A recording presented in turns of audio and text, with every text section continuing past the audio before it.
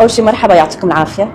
أنا شادية العجلوني، إحدى مؤسسين قناة سوريا الشعب، قناة الثورة في البداية من 2011 ل 2015. اليوم عم أطلع بفيديو مع أنه أنا دائما وراء الكواليس، بس لأعطي شهادتي لله ثم للتاريخ. كثير ناس عم يحكوا معي عشان يسألوني عن آخر الأحداث اللي صارت بالساحل عنا في آخر يومين ثلاثة، فأنا حبيت أعطي شهادتي أمام الجميع. أول شيء نحن بدنا نحكي عن أخلاق الثورة عنا. الثورة ما بتقبل الظلم، وكل حدا طلع بهالثورة وطلع ضد الظلم بيعرف أخلاق الناس اللي بالثورة. طبعا في كتير ناس عم تتساءل عن اللي صار آخر يومين ثلاثة بالساحل، وأنا حابة أعطي شهادتي من اللي شفته وسمعته من الناس اللي موجودة. هلأ هي شهادة أنا بدي أحكيها، وكتير ناس رح يقولوا أنا ضريتي نفسك يا شادية وأنت عم تحكي، بس الحمد لله النفس ربنا هو اللي بيحاسبها مو الناس. خلينا نبدا بتاريخ 7/3 لما وصل خبر انه استشهدوا 25 عنصر من الامن العام من قبل فلول النظام بجبله. طبعا وصل الخبر لاهل ادلب ومعظم الشباب من ادلب اللي ضحوا بروحهم بحياتهم عشان يحرروا البلد، ما ننسى هذا الموضوع. طبعا لما وصل الخبر لكل المحافظات صار في تجمهر، وصار في شيء اسمه نفير عام. طبعا النفير العام طلع ببيان باسم أنس خطاب، ولكن هذا البيان كان منفي، هم لم يطلبوا النفير العام، بس الناس الشعب طلبت النفير العام، وحق الشعب انه يوقف ضد الظلم. كل الناس اللي كانوا بإدلب واللي كانوا بيزوروا إدلب من وفود إعلامية حتى وفود سياسية بيعرفوا عن أخلاق الأمن العام. يعني الواحد شو بده يحكي لكم، يعني ما كانوا يقبلوا ياخذوا لقمة أكل من حدا. كانوا لما يتعاملوا مع الناس وقفوا السيارات يحكوا لهم لو سمحتوا بس يعطيكم العافية رح ناخذ من وقتكم دقيقة، يعتذروا على انهم عم يقوموا بأداء واجبهم. ما كانوا يقبلوا ياخذوا أكل من الناس، حتى لما كانوا الفرق التطوعية تروح تقدم لهم الأكل على الحواجز كانوا يرفضوا إلا إذا أخذوا موافقة مدير الحواجز. طبعا الحمد لله الكل بيعرف أخلاق الشباب، ولكن في آخر كم يوم صار في تجاوزات، وعنا الحكومة اعترفت بالتجاوزات وشفنا فيديوهات بعيوننا.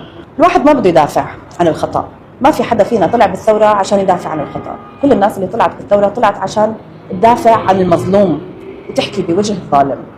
نعم صار في تجاوزات، واللي بده يزعل يزعل، ولكن صار في تجاوزات، ولكن ليس من الأمن العام، ليس من الأمن العام. هلا في قنوات إعلامية وإخبارية طلعت بخبر مفاده أنه مقتل مدنيين على أيدي الأمن العام. هذا الكلام غير صحيح للأسف. في قنوات إعلامية تبنت هذه الرواية، وهذه الرواية غير صحيحة. مثل ما طلع على وكالات الإعلام الرسمية وعلى وكالات الأنباء العالمية أنه خلال 4 ساعات تسلح 500,000 سوري ونزلوا يدافعوا عن الساحل وعن الأمن العام. طبعا من هالنص مليون كتير دخل ناس ما إلهم دخل لا بالثورة ولا بأخلاق الثورة ولا بدين ولا بملة ولا بطائفة، وما بيخافوا ربهم. احنا شفنا فيديوهات لناس عادين عم يطخوا على مدنيين، شفنا فيديوهات لواحد على دراجة اجا وطخ واحد كبير بالعمر، وراح كبير بالعمر تخبى ورا الباب ورجع لعنده قال له انت لسه ما متت وطخه. هاي شهادة نحن بنشوفها وشفناها، والفيديوهات موجودة في كل المجموعات، فنحن ما بنقدر ننكرها. طبعا كلياتنا بنعرف انه وصلوا آلاف الناس اللي معهم سلاح على الساحل، والأمن العام أخذهم تقريبا 24 ساعة ليوصلوا على المناطق المفجوعة خلينا نقول. طبعا لما دخلوا الأمن العام كان معاهم إعلاميين، شافوا اللي حصل قبل وصولهم انصدموا ورجعوا، طلعوا وهم قاعدين عم يبكوا، كانوا عم يقولوا نحن ما بدنا نكمل تصوير لأنه هاي مو أخلاقنا، واللي صار ما له أي دخل بالثورة. طبعا الناس لما تقعد تحكي عن المجازر وبتقول إنه في مجازر صارت بالساحل، نحن بنعرف شو يعني مجازر. رح أذكر لكم ذكرى واحدة صعبة كتير عندي، مجزرة الحولة بحمص. الشباب عندي الإعلاميين دخلوا على مجزرة الحولة وأعطوني بث مباشر لقناة سوريا الشعب من خلال السكايب. طبعا صوروا لي فيديوهات وأعطوني بث مباشر. خلال البث المباشر كانوا عم يمسكوا الأطفال الصغار ويرفعوهم ويحطوهم فوق بعض، لأنه ما كان في محل بالغرفة لكل الجثث. الأطفال كانوا مذبوحين ذبح، الأطفال كانوا مذبوحين ذبح بالسكاكين، حناجرهم كانت طالعة. بس في ولد صغير ما بنساه، كان عمره 2 تقريبا، كان مذبوح، حنجرته طالعة، شعره أشقر، وإيديه هيك معمولين وطالع منهم شعر. طبعا الشباب لفوا فرجوني، صار يحكوا لي شادية شوفي هذا شعر أمه اللي مذبوحة جنبه. شكله اللي دخلوا يعملوا المجزرة، وكلياتنا بنعرف مين اللي كان ورا المجزرة. أخذوا هذا الطفل من أمه وهو من الخوف ضلوا متمسك فيها وبشعرها، فطلع كل شعرها بإيده وذبحوه وإيده ضلت ماسكة شعرها. هاي مجازر نحن شفناها، بس عشان ما ننسى هتكون شهادتنا لله ثم للتاريخ. طبعا كثير من الناس طلعت قاعدة عم تطالب الحكومة اللي هي الضامن الفعلي للدفاع عن حقوق المدنيين والشعب انها تدخل على مناطق الساحل.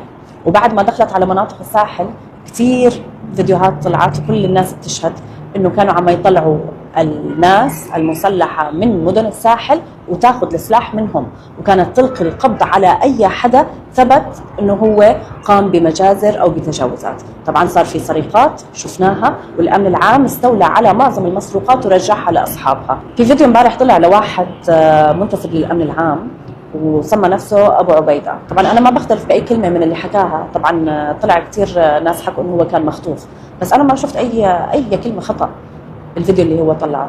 حكى انه شباب الامن العام ما شاء الله عليهم ما عملوا اي تجاوزات، بالعكس كانوا قاعدين عم ينقذوا الاهالي.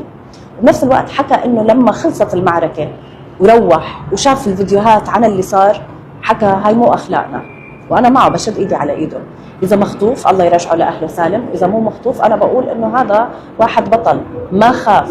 لما نحن بدينا بالثوره طلعنا حكينا ضد ظلم وما خفنا لا من النظام ولا من حزب الله ولا من ايران ولا من روسيا ولا من اي حدا. هلا لما يطلع واحد يحكي كلمه حق ومو خايف من حدا، هذا كمان اسمه بطل، مو بس اللي طلعوا ببدايه الثوره. طبعا انا هون بس بدي اشدد على موضوع الثوره. لما انتصرت الفرحه كانت مش بس بتعم سوريا كلها، الوطن العربي كله وكل الاحرار في كل محل. بتعرفوا شو يعني انه الواحد ينتصر على الظلم؟ بتعرفوا شو يعني انه تفوتوا وتحرروا بلد بدون سفك دماء؟ هدول الناس اللي حرروا البلد مستحيل يكونوا هم اللي عم يدخلوا على الساحل عشان يسفكوا الدماء. بالعكس نحن شايفين اخلاق شبابنا، ونحن شايفين التضحيات اللي عم يقوموا فيها عشان البلد تضلها بامان. طبعا نحن ما بدنا ننسى انه تحررنا قبل 3 شهور. بتعرفوا شو يعني تحررنا قبل 3 شهور؟ يعني التقينا بالبلد عم نطلع نمشي بشوارع الشام وبحمص، عم نمشي بدرعا، عم نحتفل بكل المحافظات. وهذا الاشي عم نعيشه لانه في ناس ضحت بالغالي والنفيس. عنا الجيش والامن العام اللي قاعدين عم يضحوا كل يوم، اللي بعاد عن اهلهم لهم شهور. ونحن ما عنا اي شك انه الرئيس احمد الشرع والجيش والامن العام هو الضامن الوحيد والاقوى في هذه المرحله وفي المرحله الانتقاليه لضمان حقوق الاقليات والاكثريه كمان. خلينا ما ننسى الاكثريه، ما ننسى السنه، ما ننسى الامه. طبعا في ترند على السوشيال ميديا طالع، الناس عم تمسك الشناتي وعم تطلع برا البلد. اللي بيحب سوريا بيجي وبيعمر، اللي بده ياخذ من سوريا يطلع برا البلد، لانه سوريا تعبانه، سوريا تعبانه كثير، سوريا ما عم تقدر تعطي، نحن لازم نعطي سوريا. سوريا محتاج الكل. شفنا ناس ركضوا في اول ايام التحرير عشان يدوروا على مناصب، ولما ما لقوا المناصب طلعوا هم حاملين الشناتي. وشفنا ناس ما معهم شيء، ما عندهم بيوت، ما ضل بيوت، قاعدين بخيم وجابوا الخيم وقعدوا، ولا بالعكس عم يبنوا. طبعا بدي اختم الفيديو بفيديوهات انا صورتها قبل 10 سنين بال 2015 لناس شاركوا معنا بالثوره، وفي منهم استشهد او مات وما قدر يعيش معنا فرحه النصر. ولكن الجمله اللي كنا قاعدين عم نطالب فيها كانت اتحدوا اتحدوا اتحدوا اتحدوا اتحدوا اتحدوا اتحدوا اتحدوا. احكيها بقوة من قلبك. اتحدوا اتحدوا اتحدوا اتحدوا يا عصام. خلص.